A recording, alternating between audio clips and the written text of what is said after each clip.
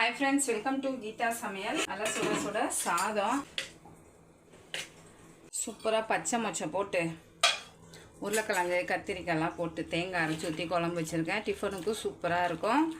அப்புறம் வந்து சாப்பாட்டுக்கும் நல்லாயிருக்கும். இன்றைக்கி சமைச்சதெல்லாம் ஃபுல் வீடியோ எடுத்திருக்கேன். வரும்போது மிஸ் பண்ணாமல் பாருங்கள்.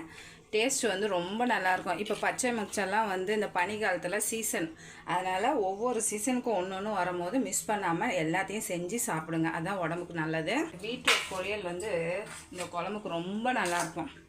அதனால் தேங்காய் துருவல் கொஞ்சம் மிளகாத்தூள் போட்டு பீட்ரூட் பொரியல் பண்ணியிருக்கேன். சிப்ஸ் எடுத்து வச்சுருக்கேன். காலையில் குழந்தைங்களுக்கு வந்து புதினா சாதம் செஞ்சேன். தொட்டுக்க வந்து சிப்ஸு தான் கொடுத்து அனுப்பிச்சேன். அந்த சாதம் கொஞ்சம் இருக்குது. 3 பேர்த்துக்கு தான் சாப்பாடு கட்டினேன். என் பொண்ணுக்கு வந்து எக்ஸாம் நடக்கிறதுனால அவளுக்கு கட்டலை. அப்புறமா ரசம்.